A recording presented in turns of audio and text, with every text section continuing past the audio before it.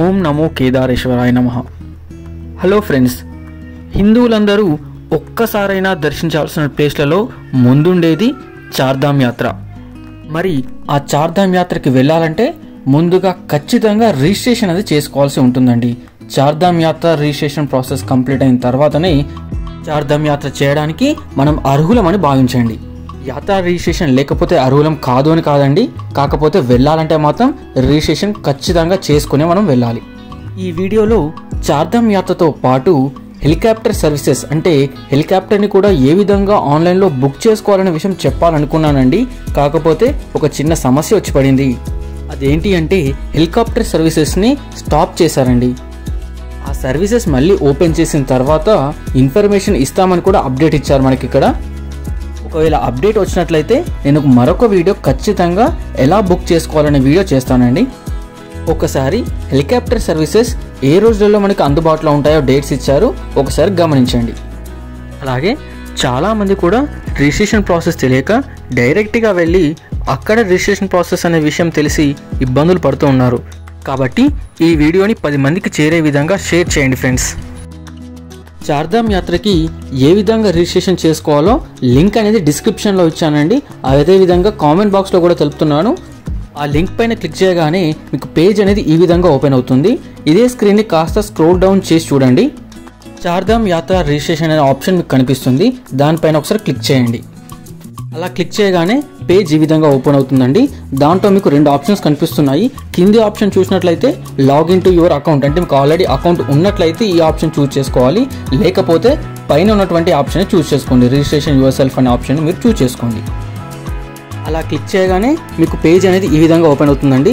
దీంట్లో మీ name, mobile number ఇవ్వాలి. తర్వాత కింద 3 ఆప్షన్స్ ఇచ్చారు చూడండి, టూర్ ఆపరేటర్, ఇండివిజువల్, ఫ్యామిలీ అనేది. టూర్ ఆపరేటర్ అనేది మనకు సంబంధించింది కాదండి. దీంట్లో కంపెనీ నేమ్, జిఎస్టీ బిల్ ఇవన్నీ కూడా మనం జిఎస్టీ నెంబర్ ఇవన్నీ కూడా ఎంటర్ చేయాల్సి ఉంటుంది. ఇది కాకుండా ఇండివిజువల్ లేదా ఫ్యామిలీ ఏది చూస్ చేసుకున్నా ఏం కాదండి. టూర్ ఆపరేటర్ చూస్ చేసుకున్నట్లయితే ఈ విధంగా పేజ్ అనేది పూర్తిగా ఓపెన్ అవుతుంది.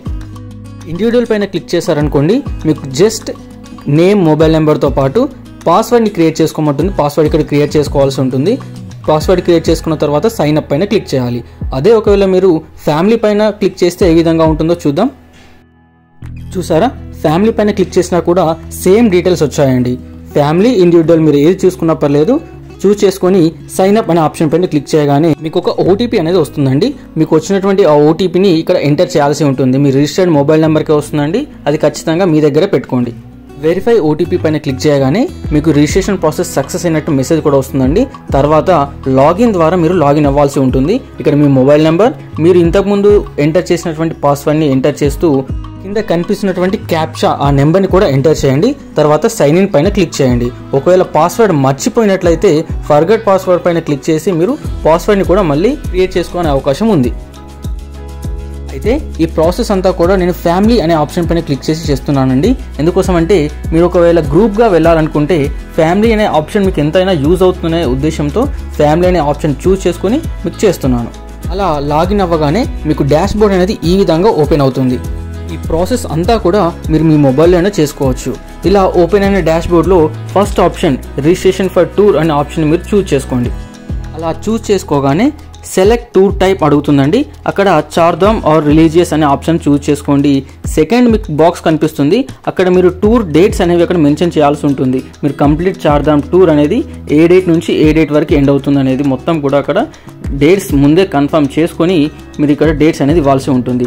మీరు చూస్ చేసుకున్నటువంటి ఆ డేట్స్ చెక్ అవైలబిలిటీలో ఉన్నాయా లేదా అది కూడా ఇక్కడ క్లిక్ చేసి ఒకసారి చెక్ చేసుకోండి. నేను ఒకసారి చెక్ అవైలబుల్ పైన క్లిక్ చేసినట్లయితే ఈ విధంగా ఓపెన్ అయిందండి. దీంట్లో యమునోత్రి మరియు కేదార్నాథ్ ఈ 2 కూడా క్లోజ్ అయినట్టు చూపిస్తుంది. ఎప్పుడు క్లోజ్ అయింది అంటే జూన్ 1, 2, 3, 4 ఇక్కడ డేట్స్ చూపిస్తున్నాయి. ఆ డేట్స్లలో ఈ 2 ప్లేసెస్ అనేవి క్లోజ్ అయినట్టుగా ఇక్కడ చూపిస్తుంది. అదేవిధంగా కంప్లీట్గా ఓపెన్ ఉన్న డేట్ కనుక చూసినట్లయితే జూన్ 15, 16, 17, 18 ఈ డేట్స్ తర్వాత నుండి కూడా ఎలాంటి క్లోజింగ్ అనేది లేదండి. అన్నీ కూడా ఓపెన్ ఉన్నాయి. కేదార్నాథ్ మాత్రం జూన్ 14th వరకు క్లోజ్ అయ్యి ఇక్కడ చూపిస్తుందండి.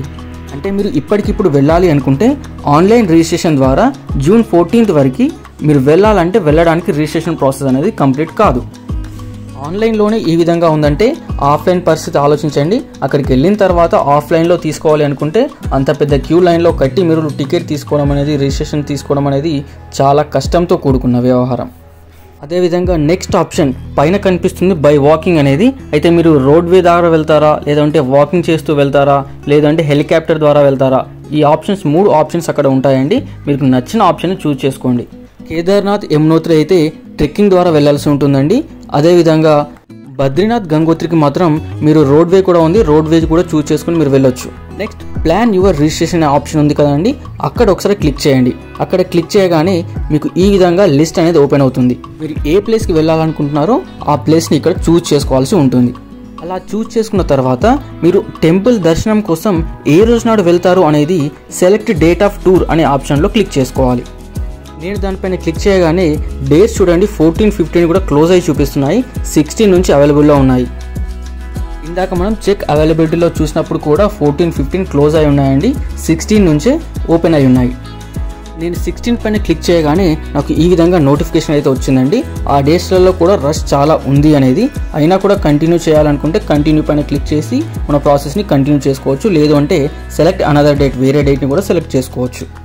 ఆ విధంగా మీకు నచ్చిన డేట్ని చూస్ చేసుకున్న తర్వాత కింద యాడ్ అనే ఆప్షన్ కనిపిస్తుంది. మీరు ఇంకా వేరే ప్లేసెస్కి కూడా వెళ్ళాలి అనుకుంటే యాడ్ అనే ఆప్షన్ పైన క్లిక్ చేసినట్లయితే సేమ్ కాలం మళ్ళీ plan your destination and date అనే ఈ 2 ఆప్షన్స్ కూడా మళ్ళీ ఎనేబుల్ అవుతాయండి. చూడండి యాడ్ పైన క్లిక్ చేయగానే 2 ఆప్షన్స్ అనేది వచ్చాయి. ఈ 2 ఆప్షన్స్ ఫిల్అప్ చేసినట్లయితే మళ్ళీ యాడ్ అనే ఆప్షన్ ఎనేబుల్ అవుతుంది. అప్పుడు క్లిక్ చేసినట్లయితే మరొక టూర్ కూడా మనం ప్లాన్ చేసుకోవచ్చు దీంట్లోనే. అలా మీరు వెళ్ళాలనుకున్నటువంటి ప్లేసెస్కి ముందే ప్లాన్ చేసుకోవాలి, డేట్స్ కూడా కన్ఫర్మ్ చేసుకోవాలండి. అలా డీటెయిల్స్ అన్నీ ఇచ్చిన తర్వాత సేవ్ అనే ఆప్షన్ పైన క్లిక్ చేయాలి. అలా క్లిక్ చేయగానే ఈ విధంగా నోటిఫికేషన్ అయితే మీకు వస్తుంది. అదేవిధంగా మనకి స్టార్టింగ్లోనే నెంబర్ ఆఫ్ టూరిస్ట్ అంటే ఎంతమంది కలిసి మీరు ఈ టూర్లో వస్తున్నారు అనే ఆప్షన్ కూడా ఉంటుంది. అక్కడ ఇచ్చిన ఆ నెంబర్ని బట్టి సేవ్ అనే ఆప్షన్ క్లిక్ చేసిన వెంటనే మీకు ఈ విధంగా పేజ్ అనేది ఓపెన్ అవుతుందండి. ఇక్కడ ఒక్కొక్కరి డీటెయిల్స్ అనేది ఇవ్వాల్సి ఉంటుంది. మీ name, age, male or female, email, mobile number ఇవన్నీ కూడా ఇక్కడ ఇవ్వాల్సి ఉంటుందండి. Aadhaar number, country, address, city వీటితో పాటు మనకి ఏమైనా అయితే కాంటాక్ట్ చేయడానికి కాంటాక్ట్ పర్సన్ అండ్ ఆ పర్సన్ యొక్క కాంటాక్ట్ మొబైల్ నెంబర్ కూడా ఇక్కడ ఇవ్వాల్సి ఉంటుంది. అదేవిధంగా రిలేషన్షిప్ని కూడా మెన్షన్ చేయాల్సి ఉంటుంది. ఒకవేళ మీరు డాక్టర్ అయితే డాక్టర్ అని కూడా ఎనేబుల్ చేయాల్సి ఉంటుంది ఇక్కడ ఆప్షన్లో. అదేవిధంగా మీకు ఏమైనా హెల్త్ డిసీజ్ ఉన్నట్లయితే అవి కూడా ఇక్కడ మెన్షన్ చేయాల్సి ఉంటుందండి. తర్వాత మీ యొక్క ఫోటో, తర్వాత ఐడి ప్రూఫ్లో Aadhaar, PAN, passport, voter ID ఇవన్నిట్లలో ఏదైనా ఒక్కటైనా మీరు ఇక్కడ కంపల్సరీగా అప్లోడ్ చేయాలి. ఇవన్నీ కూడా ఒక్కరికి సంబంధించిన డీటెయిల్స్. అదేవిధంగా మరొకరి డీటెయిల్స్ ఇవ్వాలంటే సేవ్ అండ్ యాడ్ మోర్ పైన క్లిక్ చేయాలి.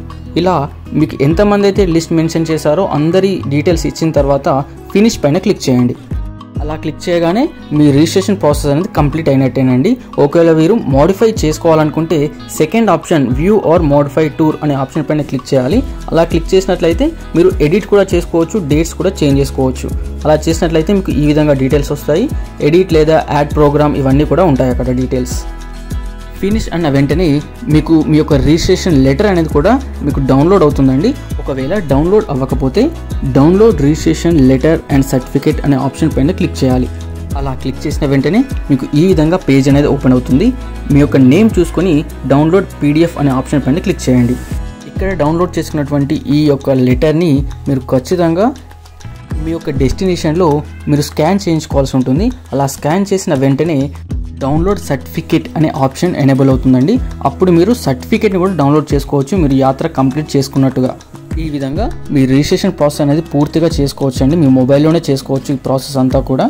ఒకవేళ హెలికాప్టర్ సర్వీసెస్ కూడా ఎనేబుల్ అయినట్లయితే ఆ వీడియో కూడా చేస్తానండి. అలాగే మరో మంచి వీడియోతో మీ ముందుంటాను. అప్పటి వరకు కూడా నా ఛానల్ని ఇదే విధంగా ఆదరిస్తారని కోరుకుంటూ థ్యాంక్ యూ ఫ్రెండ్స్.